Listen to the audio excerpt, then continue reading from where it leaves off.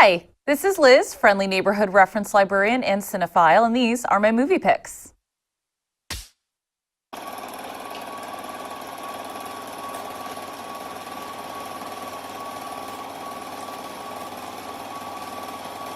"2018 was a great year for movies. One of my biggest pet peeves is hearing someone say, everything is just sequels and remakes now, there's no originality. Wrong, I say. This year was filled with great offerings to the point where I saw 3 movies within a 48-hour period one weekend. From indies to rom-coms to horror and superheroes, there was a wide variety of cinematic treasures. To the point where instead of a top 10, I'm giving you a top 15. But for the sake of time, I'll go through the first 5 quickly so I can dive a little deeper into the top 10. Also, I have yet to see some films like If Beale Street Could Talk, so they are unfortunately absent. Before we start, though, I would like to give a shout out to some honorable mentions. Grace Jones, Bloodlight and Bammy, Teen Titans Go to the Movies, Assassination Nation, Support the Girls, and Blindspotting. At number 15, Heavy Trip. This charming Finnish offering about a band trying to make it big is the heavy metal comedy you did not know you needed. It has subtitles but a lot of heart and humor. At number 14, Mandy, a trippy modern grindhouse movie that features a great score, wild visuals, and an unleashed performance by personal favorite Nicolas Cage. It's like living in a metal album. Number 13, Suspiria. This is a remake done right. Director Luca Guadagnino took the basic story elements of Dario Argento's masterpiece and put his own spin on them. This gives us a different version of the tale, good performances by Tilda Swinton and Dakota Johnson, and some of the most uncomfortable dance scenes ever. At number 12, Widows, a heist movie that's more about the physical and mental labor women must perform as much as it is about a heist. If you want a heist film with some twists and some brains and a conscience, this is for you. Number 11, we have Isle of Dogs. This was originally in my top 5. That's how good this year was. Wes Anderson's meticulously animated ode to man's best friend and Japanese cinema doesn't even crack my top 10. Speaking of, we're now heading into the top 10, and I will warn you, there will be some ties. However, this is because the movies share a theme and not because I couldn't make a decision to leave out even more movies. It is. At number 10, we have Black Panther and Deadpool 2. Superhero movies dominate our culture and our box office, no question, but I've kind of been getting bored with them. After a while, they all start to look the same, save for some like Wonder Woman and Spider-Man Homecoming. That is why I loved Black Panther and Deadpool 2. They did something different. 2018 was actually overall filled with great superhero movies, Venom aside, but Black Panther and Deadpool 2 really stick out. Deadpool just continues to push the boundaries with both meta humor and adult humor, and that's why we love him, and I'm still laughing at some of those jokes in the movie. Black Panther, however, gave us a more mature superhero experience. Even if you took away the MCU aspect, it still gives us an engaging and tragic story of past mistakes, dueling ideologies, and finding your ability to lead. Not to mention the fact that Wakanda feels like a living, breathing place of its own. It's a great example of world building. And this is what I want for my comic movies. Striving to be the best and on par with serious movies rather than just doing bare minimum fan service. And number 9, the favorite. The movies of Yorgos Lanthimos are not for everyone, but this tale of power is very accessible. Emma Stone and the luminous Rachel Weisz star as distant relatives vying for the affection and the political ear of Queen Anne, played by an amazing Olivia Colman. All of the leads are fantastic, including a hilarious performance by Nicholas Hoult, and they make the script's humor come alive. This movie isn't one to shy away from the nastier aspects of power conquest, so it's no shock that I loved it. It looks like a costume drama your grandma would love, but at its core, it's about cruelty, manipulation, and power. Number 8, Hereditary and Annihilation. What do these movies have in common? You spend the whole time waiting for something awful to happen. Annihilation gives us sci-fi, horror, and one of 2 bears on this list, only this one is mean. It's also one of the best looking movies to come out this year. Hereditary takes what could have been Oscar bait drama, a family coping with a traumatic loss, and gives us a horrific twist. In fact, the accident scene is one of my favorite scenes of 2018, if only for how brutal, shocking, and unforgettable it is. Also, if Toni Collette doesn't get an Oscar nomination, I am flipping a table. Both of these movies were pretty divisive in terms of if people liked them, but I give them credit for foregoing some of the easy tropes of the genre, jump scares, excessive gore, and nudity, and bringing unique and anxiety-inducing entries to the screen. At number 7, we have Sorry to Bother You. It's probably pretty clear by now that I will give a movie extra points for originality and vision, even if that movie doesn't completely work. And that is the case with Boots Riley's debut, Sorry to Bother You. It looks like a typical workplace comedy when it's really a comedic sci-fi commentary on late-stage capitalism and our reverence of tech moguls.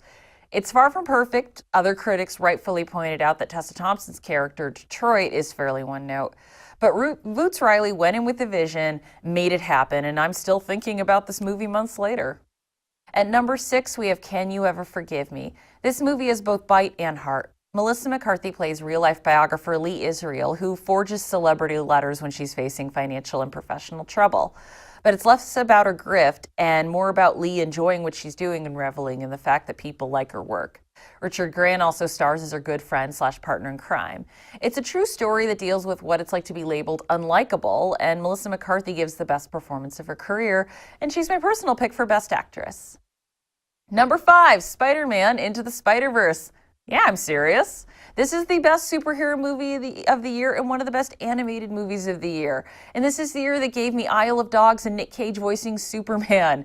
Really, I appreciate that joke. It's a deep cut.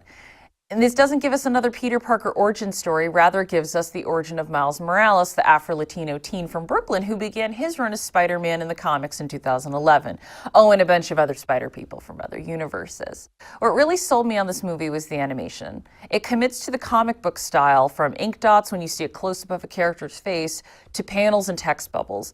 It doesn't look like any other American animated movie. All due respect to Disney and Pixar, but all that computer animation starts to look the same after a while.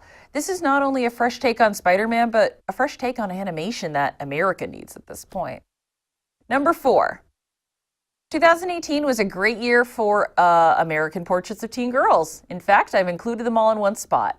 First, we have The Miseducation of Cameron Post, which stars Chloe Grace Moretz, who is becoming one of the best actresses of her generation, playing a 90s teen who's sent to a conversion camp because she fell in love with a girl. Rather than be very overt with how awful these places are, like Boy Erased, writer-director Desiree Akhavan focuses on the absurdity of this camp and its conversion exercises, allowing for the damaging effects to speak for themselves later. And Cameron isn't a steadfast hero. She actually has some doubts and passivity before she does make a refreshingly non-dramatic escape with some fellow rebellious campmates. It came and went this summer, and I hope you seek it out. Hearts Beat Loud and Leave No Trace are good companion movies about girls and their fathers.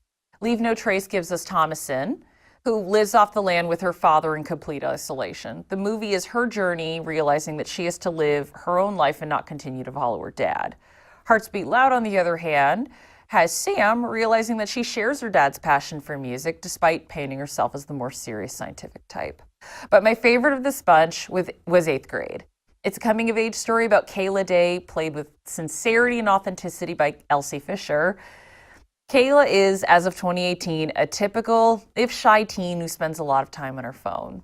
Rather than judge her for it, the movie explores what it's like to grow up so plugged in, but so isolated, and what effects getting constantly bombarded with messages and images about who you should be actually has on a teenager.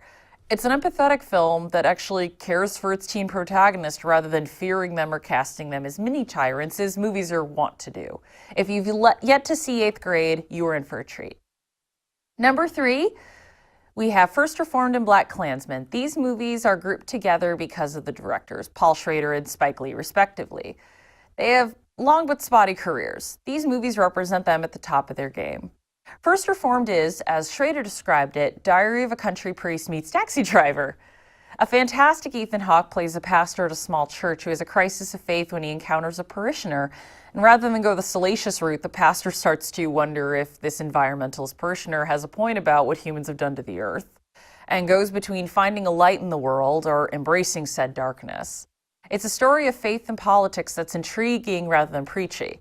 Black Klansman is also political, but it opts for being overt. A dramatization of Black officer Ron Stallworth's infiltration of a local KKK chapter, Lee infuses it with his signature style and ties to current events, reminding us that much of what we thought we defeated is still alive today.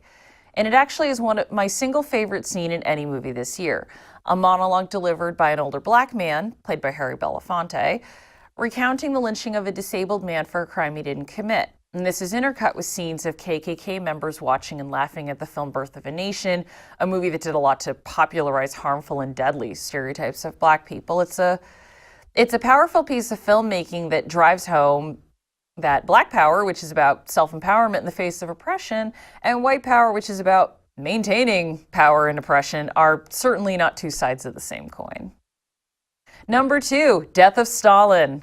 I like my movies with politics, humor, and intelligence, so I feel like this movie was made just for me. If you're a history buff, your movie selection is usually biopics and World War II movies. Not so with this comedy of terrors. Veep creator Armando Iannucci takes the power struggle of Stalin's inner circle following his death and gives us a dark comedy with killer performances by all players. Steve Buscemi is Khrushchev, Jason Isaacs is Zhukov, Michael Palin is Molotov. It's a tricky tightrope to walk, taking a dark period of 20th century history, a time where millions were killed, imprisoned, and terrified, and finding humor. But Iannucci never makes those who suffered the butt of the joke. The joke is always on those in power and the pettiness they resort to in order to maintain it. Only a sharp political mind could or would make political satire that carries off a terrifying balancing act of hilarious, timely, and scary, but that's why it's one of my favorites. So what could possibly be the best movie of the year after all of this? Number 1, it's Paddington 2. Yes, I'm serious. This has held the number 1 spot since January, and I'm not ashamed of it. Paddington 2 is the movie we all need right now. It's smart, funny, imaginative, and loaded with heart. Whereas most kids' movies will try to update a children's book character and make them hip and almost crass, kind of like Peter Rabbit, the Paddington movies stick to the source and stick to the tone. The time has been updated to modern day, but Paddington is still the kind and polite bear from Peru. Paddington has been adopted by the Brown family and gets into daily adventures and misadventures, just trying to bring joy to various people's lives. On a technical note, it's impressive that they have managed to animate Paddington in a way where it looks 100% convincing when he interacts with humans. He doesn't look dead behind the eyes, but full of life and innocence. As much as I like dark humor and cynicism, the sincerity of this movie won me over. I fell in love with all the characters. I loved the set and the art design. I loved Hugh Grant. Seriously, this is his best role in years. And also, I cried real tears. I view movies not just as entertainment, but as an art form, and this was both. This will warm the hearts of even the hardest people, and that's why it's number 1. I love that little bear. And on that note, I will see you at the Derry Public Library's information desk. Until next time.